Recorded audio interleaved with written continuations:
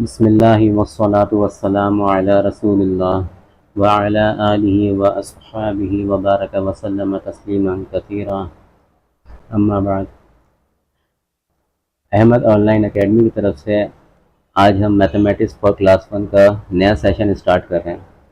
ये सेशन हमारा WhatsApp channels पर फ्री होगा और कुछ सिलेक्टेड प्रॉब्लम्स होंगे, इम्पोर्टेंट क्वेश्चंस होंगे, गेस्ट पेपर्स होंगे, 10 ईयर्स सॉल्व क्वेश्चन आंसर्स होंगे और इसके अलावा बोर्ड की तरफ से जो मॉडल पेपर होता है, इन सब के सॉल्यूशंस हम अपने पेड व्हाट्सएप ग्रुप पर डालेंगे।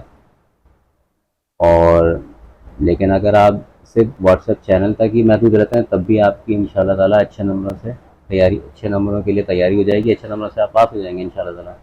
और क्योंकि हम कोई टॉपिक जो है छोड़ेंगे नहीं, सारे टॉपिक्स हम कवर करेंगे। सिर्फ एक्सरसाइजेस के अंदर कुछ क्वेश्चंस होंगे जिनको हम रिजर्व करेंगे कि वो व्हाट्सएप ग्रुप के लिए। और व्हाट्सएप ग्रुप की सब्सक्रिप्शन बहुत ही नॉमिनल फ़ी है उसकी। पूरे एकेडमिक ईयर जो है, यानी कि एग्ज़ाम जब तक नहीं जाता उस वक्त तक के लिए पूरा आप एक जो एकेडमिक कैलेंडर होता है, इसकी सब्सक्रिप्शन फ़ीस है सिर्फ 1000 रुपीज़। 1000 रुपीज़ में आप जो है ग्रुप को सब्सक्राइब कर लेंगे और आप ग्रुप में ऐड हो जाएंगे। उसके बाद जो चीज़ें यहाँ नहीं आपको बताई जाएंगी व्हाट्सएप चैनल के अंदर, वो वहाँ आपको बताई जाएंगी और ये बहुत थोड़ी सी होंगी, ज़्यादा नहीं होंगी। मेजर पोर्शन हम किताब का और एक्सरसाइजेस का जो है व्हाट्सएप चैनल के ऊपर फ्री ऑफ कॉस्ट ही आपको प्रोवाइड करेंगे। और मैं आपका इंस्ट्रक्टर हूँ और मेरा नाम अहमद है। मेरी एजुकेशन बैचलर ऑफ इंजीनियरिंग है और मैं ये आपका कोर्स कंडक्ट करूँगा इंशाल्लाह ताला एंड तक। तो आइए शुरू करते हैं। ये हमारी किताब है जो सिंध टेक्स्ट बुक बोर्ड ने शाये की है। सिंध टेक्स्ट बुक बोर्ड के बारे में बताता चलूँ कि सिंध के जितने भी तालीमी बोर्ड्स हैं, चाहे वो कराची के बोर्ड्स हों, हैदराबाद के हों या किसी और इलाके के हों, उन सब में सिंध टेक्स्ट बुक बोर्ड की किताबें पढ़ाई जाती हैं। तो ये किताब जो हम कराची इंटर बोर्ड के अंदर प्री इंजीनियरिंग में पढ़ाई जा रही है, जिसको हम फॉलो कर रहे हैं, ये किताब सिंध के तमाम आला सानवी तालीमी बोर्ड्स यानी कि हायर सेकेंडरी एजुकेशन बोर्ड जितने भी हैं, उन सब में यही किताब फर्स्ट ईयर मैथमेटिक्स के अंदर पढ़ाई जा रही है। तो लिहाजा जो है सिर्फ कराची के नहीं बल्कि कराची से बाहर के, हैदराबाद के, सक्कर के और दूसरे इलाकों के स्टूडेंट्स भी हमारे इस व्हाट्सएप चैनल से फ़ायदा उठा सकते हैं ये कोर्स हमसे पढ़ के। चलें स्टार्ट करते हैं। सबसे पहले हम ये करते हैं कि क्योंकि हमने इसको कराची बोर्ड के हवाले से क्यों इसको डेडिकेट किया इस चैनल को, इसकी वजह ये है कि तमाम बोर्ड्स के अंदर किताब तो एक ही पढ़ाई जा रही है, लेकिन एग्जामिनेशन का जो पैटर्न है, पेपर का पैटर्न, वो डिफरेंट हो सकता है। तो क्योंकि हम कराची बोर्ड के जो है ना पैटर्न को फॉलो कर रहे हैं, तो हम उसी का हमने नाम लिखा है। तो हम इसके हवाले से पहले जो है पेपर का जो पैटर्न है उसको भी डिस्कस कर लेते हैं कि किस तरह का पैटर्न आता है, ताकि उस हिसाब से फिर आपकी हम तैयारी करा सकें।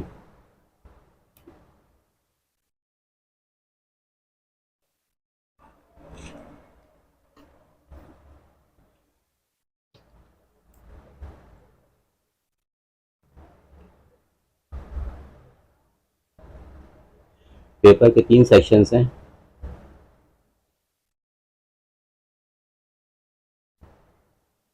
सेक्शन ए,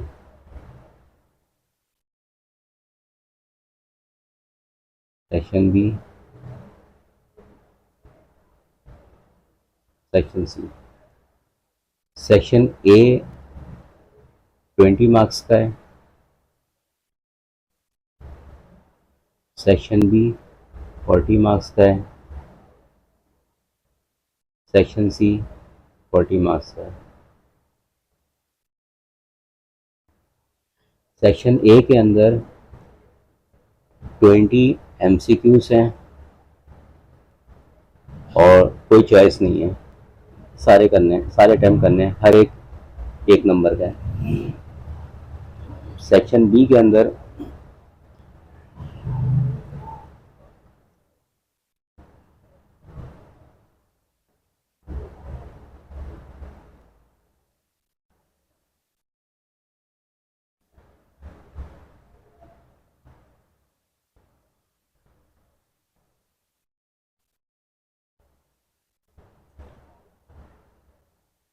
सेक्शन बी के अंदर आपके चार चार नंबर के 10 सवाल, 14 क्वेश्चंस हैं, 14 शॉर्ट आंसर्स आपने बताने हैं।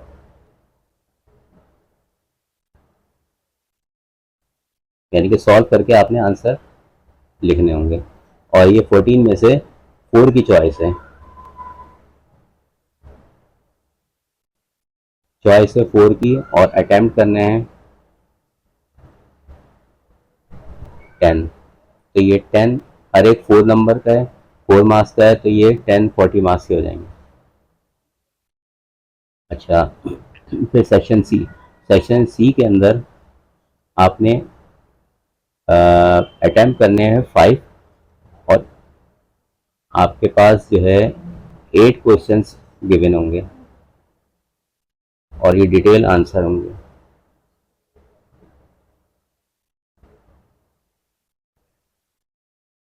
डिटेल आंसर इसमें आपने देने हैं, और इसमें चॉइस है आपके पास 3 नंबर, 3 क्वेश्चंस की आपके पास इसमें चॉइस होगी, और अटेम्प्ट करने हैं 5, हर एक 8 नंबर का होगा।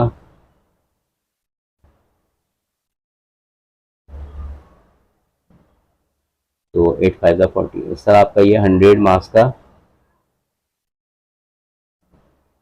पेपर है।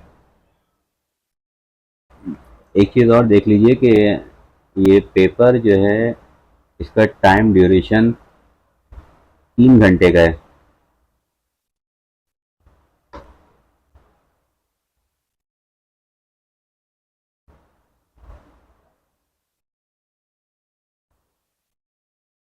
इसमें से 20 मिनट्स, पूरे 20 मिनट्स ये 20 MCQs के लिए हैं,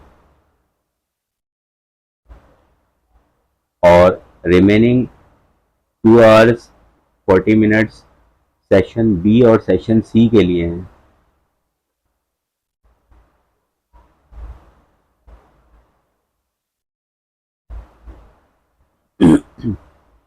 यानी कि जब पेपर शुरू होगा तो शुरू के 20 मिनट के लिए आपको एक सेक्शन ए का पेपर दिया जाएगा, जिसमें 20 MCQs होंगे, और हर एक क्वेश्चन के साथ 4 ऑप्शन होंगे, 4 चॉइसेस होंगी, ABCD, और एक आंसर शीट दी जाएगी।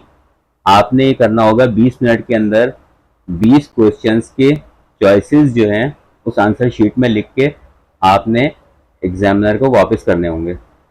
एग्जामिनर कह रहा हूँ, सॉरी, इन्विजिलेटर को आपने वापस करने होंगे। यानी कि 20 मिनट के बाद वो आपसे आंसर शीट ले लेंगे सेक्शन ए के MCQs की।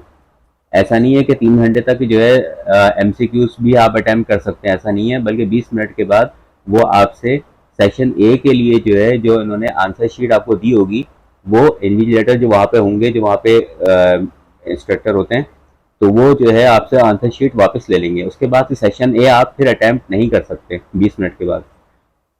फिर आपको दूसरा जो पेपर होगा उसके अंदर सेक्शन बी के क्वेश्चंस होंगे और सेक्शन सी के क्वेश्चंस होंगे, और वो रिमेनिंग 2 आवर्स 40 मिनट्स, यानी कि 2 घंटे 40 मिनट का आपके पास दौरानिया होगा। इसके अंदर आपने सेक्शन बी पहले करना है या सेक्शन सी पहले करना है, कौन सा सवाल पहले करना है, कौन सा सवाल बाद में करना है, ये आपके ऊपर है। लेकिन शुरू के 20 मिनट जो हैं वो ये मुख्तस हैं, ये खास कर दिए गए हैं इस सेक्शन ए के लिए, जिसके अंदर 20 MCQs होंगे। एक शीट आपको दी जाएगी, आंसर शीट, और एक पेपर दिया जाएगा जिसमें 20 MCQs होंगे। हर एक क्वेश्चन के साथ 4 चॉइसेस होंगी, और उनमें से जो चॉइस आपको बेहतर लगे आपने वो आंसर शीट के अंदर लिखनी होगी, और फिर आपसे 20 मिनट के बाद वो आंसर शीट वापस ले ली जाएगी। फिर आप सेशन ए अटेम्प्ट नहीं कर सकते। ठीक है, इस चीज़ का ख्याल रखिएगा कि 3 घंटे का जो दौरानिया है वो इस तरह का है।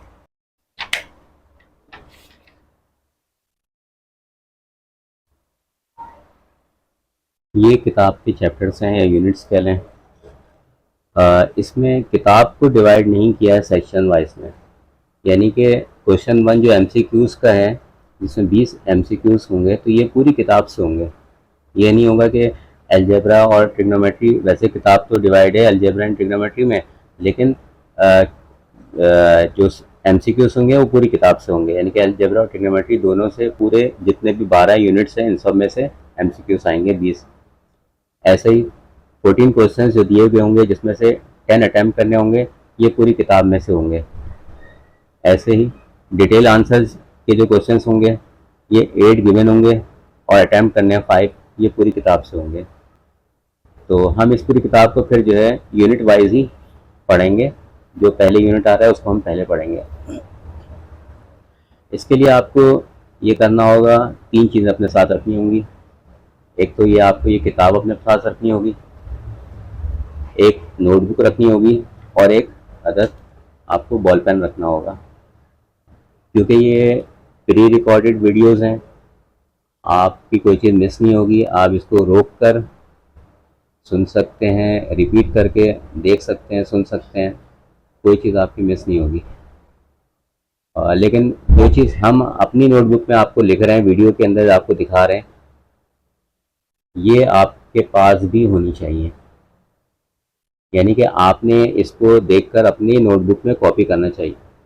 क्योंकि वीडियो खाली अगर आप देखेंगे तो ऐसा ही होगा कि चंद दिनों के बाद आप भूल जाएंगे और आप में ये इस्तेदाद पैदा नहीं होगी कि आप खुद से कोई सवाल हल कर सकें।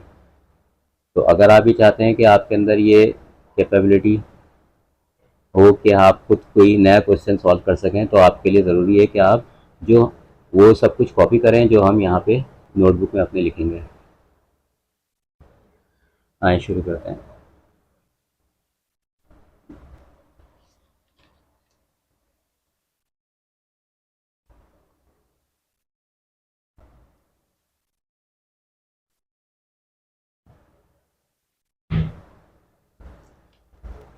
सबसे पहले हमारा यूनिट नंबर 1,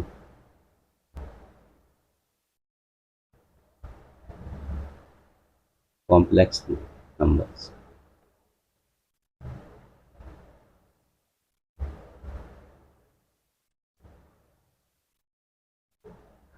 पहले हम समझते हैं कि कॉम्प्लेक्स नंबर्स होते क्या हैं। इनकी हम कैलकुलेशंस में जाने से पहले हम कॉम्प्लेक्स नंबर्स को समझते हैं कि ये होते क्या हैं, ठीक है। और उसके बाद फिर हम इसकी एक्सरसाइज स्टार्ट करेंगे। देखें, इंसान को जब काउंटिंग की ज़रूरत पड़ी, चीज़ों की काउंटिंग की ज़रूरत पड़ी, ये एक पेन है, ये दूसरा पेन है, तो ऐसे ही 3-4 चीज़ें और हो सकती हैं। तो इनकी जब काउंटिंग की ज़रूरत पड़ी तो इंसान ने नंबर ईजाद किए। वो नंबर क्या थे? वो नंबर 1 से शुरू होते थे और चलते चले जाते थे। बाद में इसको हमने नेचुरल नंबर्स का नाम दिया। नेचुरल नंबर्स वो नंबर हैं जिनसे हम काउंटिंग करते हैं, चीज़ों को काउंट करते हैं। जैसे 2 किताबें हैं, 5 चेयर्स हैं, 5 चेयर्स हो गई, ठीक है। और ऐसी मुख्तलिफ चीज़ें, जिन नंबर से हम काउंटिंग करते हैं इन्हें हम कहते हैं नेचुरल नंबर्स। इसको हमने डिफाइन किया एक सेट से जो कि नेचुरल नंबर का है। देखें, अगर आपके पास 2 बॉल हैं,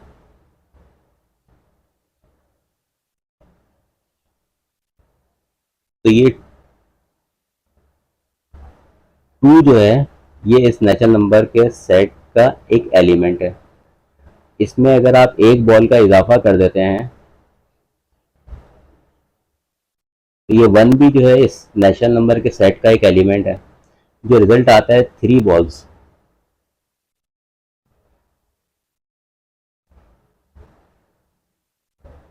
तो ये 3 भी सेट ऑफ नेचुरल नंबर का एक एलिमेंट है, यहाँ 3 आएगा, ठीक है। लेकिन इन 2 बॉल में से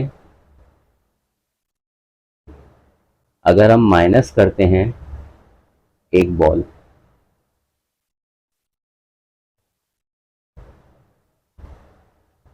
तो जो रिजल्ट आएगा वो एक बॉल आएगा, यानी कि एक बॉल आपने हटा दी, जो बच गया वो एक बॉल है। तो ये एक भी सेट ऑफ नेचुरल नंबर का एक एलिमेंट है। लेकिन अगर बॉल हो ही एक और उसमें से उस बॉल को अगर आप वहां से हटा दें, यानी कि आप सब्ट्रैक्ट कर दें, तो क्या बचेगा? कुछ नहीं। इस नथिंग को हम कैसे डिफाइन करें?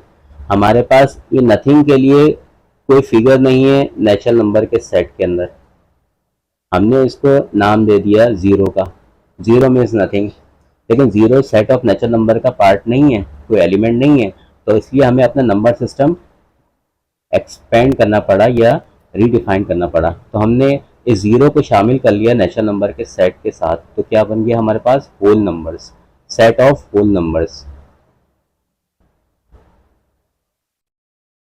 सेट ऑफ होल नंबर्स के अंदर जीरो हमने शामिल कर लिया और नेचुरल नंबर के तमाम नंबर्स हमने शामिल कर लिए।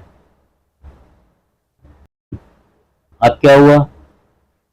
जब हमने अरिथमेटिक ऑपरेशंस करने लगे तो हमारा वास्ता पड़ा ऐसे ऐसी कंडीशन से कि 5 में से जब 5 माइनस कर देते हैं तो ज़ीरो तो हो जाता है, लेकिन 5 में से जब 6 माइनस करते हैं तो क्या होता है?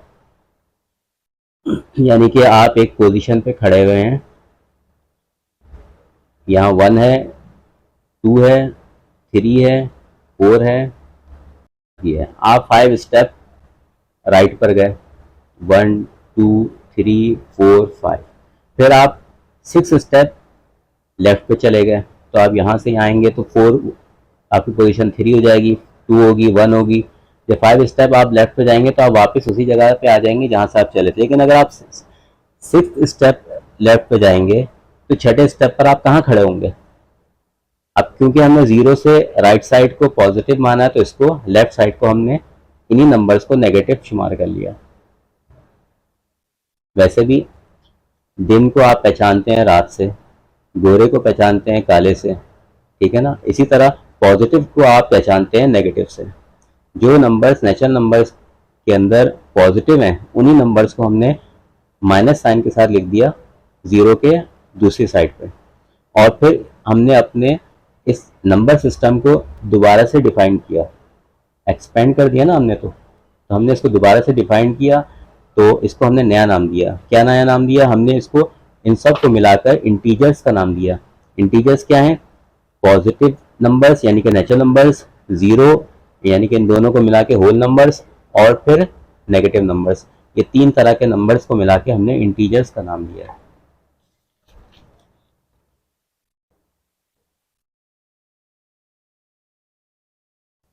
सेट ऑफ इंटीजर्स क्या है?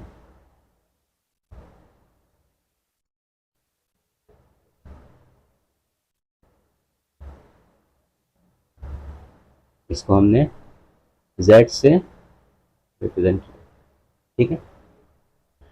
फिर हमारा वास्ता कुछ ऐसे नंबर से पड़ा जो कि फ्रैक्शन की फॉर्म में होते हैं, जैसा कि 5/2, 7/3, 9/5, 17/9 एंड सो ऑन। अब ये नंबर्स तो इंटीजर्स नहीं है क्योंकि हमने नेचुरल नंबर्स को ही माइनस साइन दिया था। नेचुरल नंबर तो जो है सिर्फ न्यूमरेटर होता है, डिनोमिनेटर में तो कुछ नहीं होता वहाँ पे। यानी कि कुछ नहीं होता का मतलब है कि कुछ लिखा हुआ नहीं होता, वैसे तो वो 1 होता है। तो हमने इन फ्रैक्शंस को भी अपने नंबर सिस्टम में शामिल करना चाहा, तो इसको हम क्या नाम देंगे? हमने इसको नाम दिया रैशनल नंबर। रैशनल नंबर वो नंबर्स हैं जो P/Q की फॉर्म में लिखे जा सकते हैं, जबकि Q जो है ये जीरो नहीं हो सकता, क्योंकि जीरो हो जाएगा तो ये इनफाइनाइट वैल्यू हो जाएगी, अनडिफाइंड वैल्यू हो जाएगी। जबकि P और Q दोनों बिलोंग्स करेंगे सेट ऑफ इंटीजर से। यानी कि P भी एक इंटीजर होगा, Q भी एक इंटीजर होगा। और दो इंटीजर्स का देखे ना, 5 एक इंटीजर है, 2 इंटीजर है, 9 इंटीजर है, 5 इंटीजर है। ऐसा ही यहाँ पे -11/2 भी हो सकता है। देखिए -11 इंटीजर है, 2 एक इंटीजर है, 2 इंटीजर्स का ये डिवीजन है। ऐसे ही +15 ले लें और -7 ले लें, यहाँ 15 आ जाएगा, -7 यहाँ से आ जाएगा नेगेटिव नंबर से। तो न्यूमरेटर डिनोमिनेटर दोनों ही इंटीजर्स हैं और इंटीजर्स का ही ये डिवीजन है जिसको हमने रैशनल नंबर कह दिया।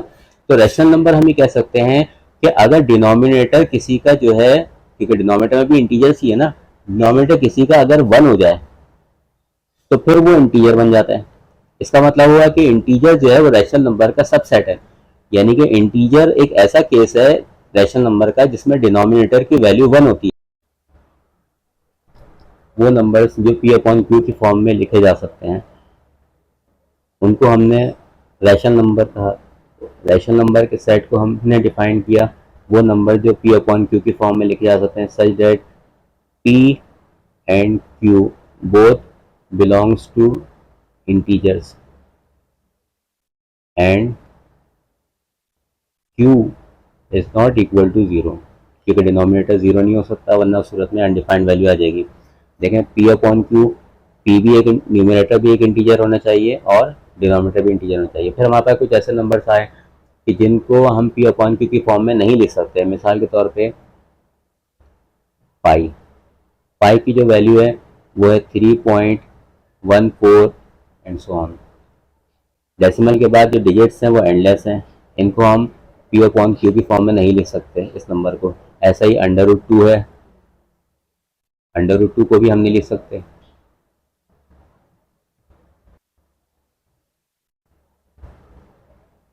ये भी एंडलेस हैं डेसिमल के बाद। डेसिमल के बाद जो है इनकी वैल्यूज जो है एंडलेस हैं, इसलिए हम इसको पी अपॉन क्यू की फॉर्म में नहीं लिख सकते। तो वो तमाम नंबर्स जिनको हम पी अपॉन क्यू की फॉर्म में नहीं लिख सकते, जैसा पाई है, अंडर रूट 2 है, अंडर रूट 3 है एंड सो ऑन, तो इनको हमने इरेशनल नंबर्स कह दिया। फिर इन दोनों नंबर्स को, रैशनल नंबर और इरेशनल नंबर को, हमने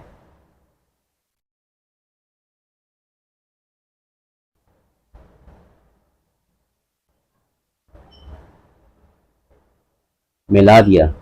रैशनल नंबर्स और इरेशनल नंबर्स को हमने मिलाकर एक नया सेट बना दिया। एक नया सेट यानी कि अपने नंबर, हमने अपने नंबर सिस्टम को एक्सपेंड किया और रैशनल नंबर और इरेशनल नंबर्स को मिलाकर एक नया सेट डिफाइन किया। इसको हमने कहा real number, set of real numbers, जिसमें तमाम के तमाम रैशनल नंबर्स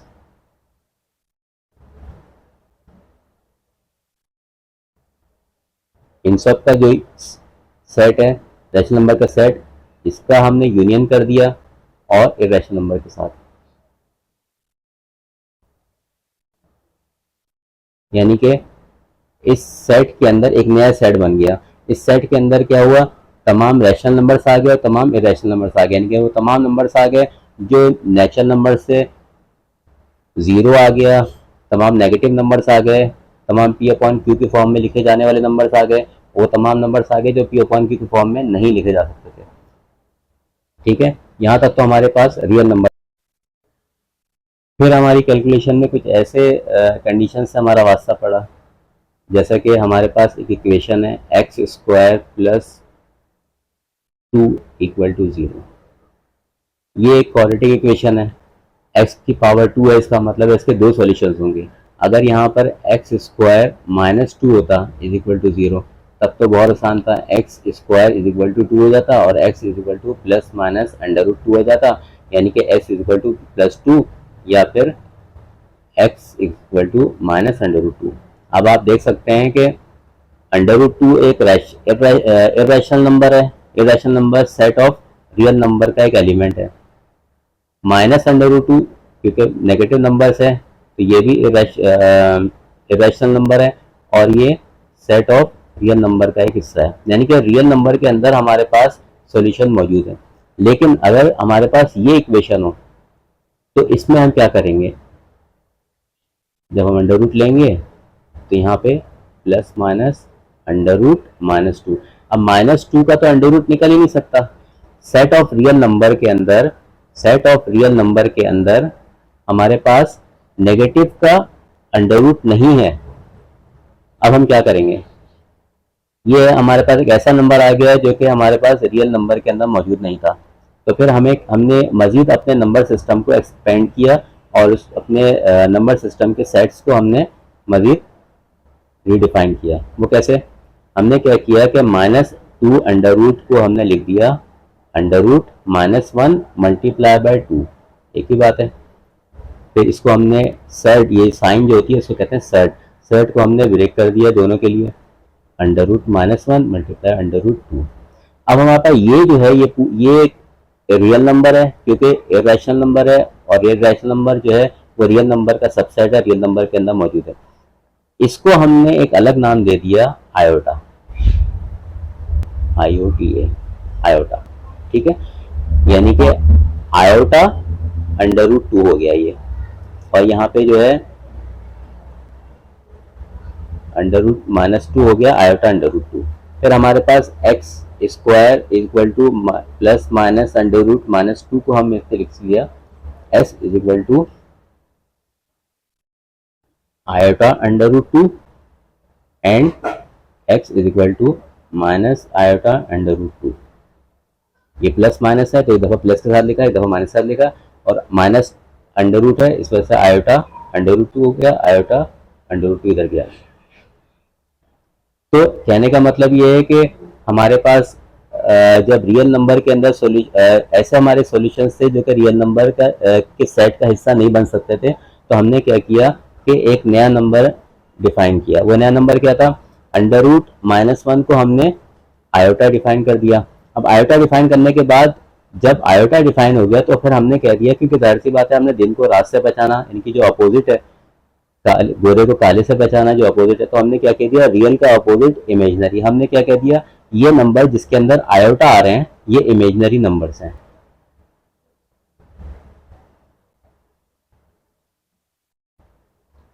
ठीक है, इस तरह हमने रैशनल नंबर इरेशनल नंबर को मिलाकर सेट ऑफ रियल नंबर बनाया। इसी तरह हमने क्या किया, रियल नंबर्स को और इमेजनरी नंबर्स को मिलाकर सेट ऑफ कॉम्प्लेक्स नंबर बनाया। आयोटा है, ये आयोटा जो है ये इक्वल है, तो ये इसका मतलब ये नहीं है कि माइनस यानी कि स्क्वायर रूट ऑफ -2 के इक्वल है, नहीं, ये है आयोटा अलग से यहाँ पे हमने बताया है -1 के इक्वल है। ठीक है, और ऐसे ही यहाँ पे जो है ये एक्स स्क्वायर जो है, एक्स स्क्वायर आपको पता है -2 के इक्वल है, तो ये एक्स स्क्वायर जो हमने लिख दिया, स्क्वायर नहीं लगाना चाहिए था लेकिन लगा दिया, तो अब ये है कि या तो इसको काट दें या फिर दूसरी तरफ भी स्क्वायर लगा दें ताकि ये इक्वल हो जाए। ठीक है,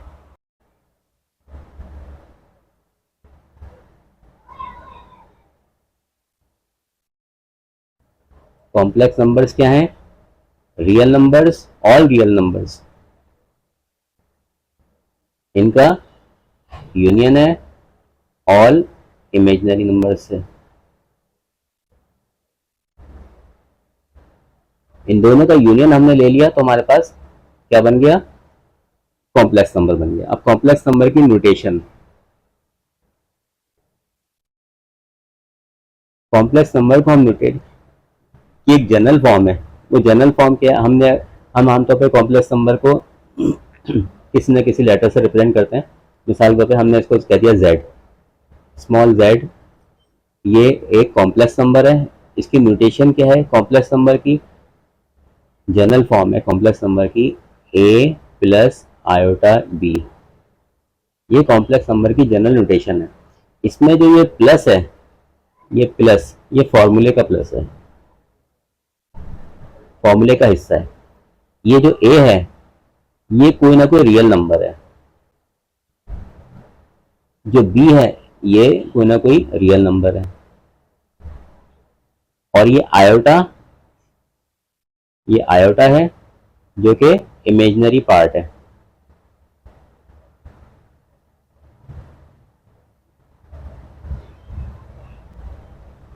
इसकी वैल्यू है √+√-1। आयोटा की वैल्यू क्या है, √-1 है। a प्लस आयोटा b ये कॉम्प्लेक्स नंबर की जनरल फॉर्म है। हर कॉम्प्लेक्स नंबर को हम a प्लस आयोटा b लिख सकते हैं। अब थोड़ी देर के लिए अगर आप देखें कि क्योंकि a कोई ना कोई रियल नंबर है, b कोई ना कोई रियल नंबर है। रियल नंबर का मतलब है कि ये एक रैशनल नंबर भी हो सकते हैं, रैशनल नंबर भी हो सकते हैं, इंटीजर भी हो सकते हैं, जीरो भी हो सकते हैं, पॉजिटिव नंबर यानी कि नेचुरल नंबर भी हो सकते हैं, नेगेटिव नंबर यानी कि नेगेटिव इंटीजर्स भी हो सकते हैं। मिसाल के तौर पे z क्या क्या हो सकते हैं, z को आप कर लें 3 + 5 आयोटा। 3 भी कोई ना कोई रियल नंबर है, 5 भी कोई ना कोई रियल नंबर है। इसी तरह से 5 + √2 आयोटा, पाई रियल नंबर है, √2 भी रियल नंबर है। ऐसा ही -3 plus pi iota, -3 real number है, पाई भी रियल नंबर है। ठीक है, यानी कि ए और बी की जगह पे आपने रियल नंबर ही रखने हैं, तो आपके पास कोई ना कोई एक कॉम्प्लेक्स नंबर बन जाएगा। लेकिन अगर सपोज कर लें कि ए इज इक्वल टू जीरो है, अब क्या होगा? z इक्वल टू ए की जगह पे हम जीरो रख देंगे प्लस आयोटा, और बी की जगह पे हम कोई भी नंबर रख दें, कोई भी नंबर रख दें, हमने इसको खाली जनरल फॉर्म में बी लिख दिया, तो क्या बन जाएगा? ये जीरो हटिएगा तो आयोटा बी। तो ये आयोटा बी जो है ये प्योर इमेजिनरी नंबर है।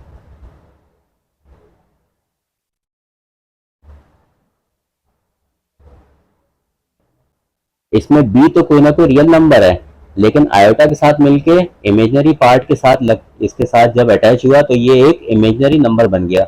अब क्योंकि इसके साथ जो ए है वो नहीं लिखा हुआ, इसलिए हम इसको कहेंगे ये ऐसा कॉम्प्लेक्स नंबर है जो कि मुकम्मल तौर पर इमेजिनरी नंबर बन गया। इसमें रियल नंबर इसमें है ही नहीं, रियल पार्ट इसका जीरो है। ऐसे ही अगर हम सपोज करते हैं बी जीरो है, यानी कि इमेजिनरी पार्ट जीरो है। इमेजिनरी नंबर, ये इमेजिनरी नंबर है, इसका जो इमेजिनरी पार्ट है वो बी है, वो जीरो है। तो हमारा जो कॉम्प्लेक्स नंबर बन जाएगा ए प्लस आयोटा इंटू जीरो हो जाएगा, यानी कि जीरो से मल्टीप्लाई करेंगे आयोटा को तो वो जीरो ही हो जाएगा, तो ए बन जाएगा। अब ए के अंदर क्योंकि खुद एक रियल नंबर है और साथ में कोई आयोटा मौजूद नहीं है, इसका मतलब है इमेजिनरी पार्ट इसका नहीं है, जीरो है। तो इसका मतलब क्या हो गया? ये ऐसा कॉम्प्लेक्स नंबर है जो कि प्योर रियल नंबर है। यानी कि कोई भी complex number pure imaginary number बन जाता है जब उसका रियल पार्ट जीरो हो जाए, ए जीरो हो जाए। कोई भी complex number pure real number बन जाता है जब उसका इमेजिनरी पार्ट जीरो हो जाए, यानी कि बी के कोई भी कॉम्प्लेक्स नंबर है और उसकी एक स्टैंडर्ड फॉर्म है ए प्लस आयोटा बी। कोई भी कॉम्प्लेक्स नंबर है वो इस फॉर्म में लिखा जाता है। इसके अलावा कॉम्प्लेक्स नंबर के लिखने का एक तरीका और है, वो भी हम आपको अभी डिस्कस कर लेते हैं। डिटेल में हम बाद में पढ़ेंगे जब हम कॉम्प्लेक्स नंबर का ग्राफिकल रिप्रेजेंटेशन पढ़ेंगे, उस वक्त हम उसको डिटेल में पढ़ेंगे।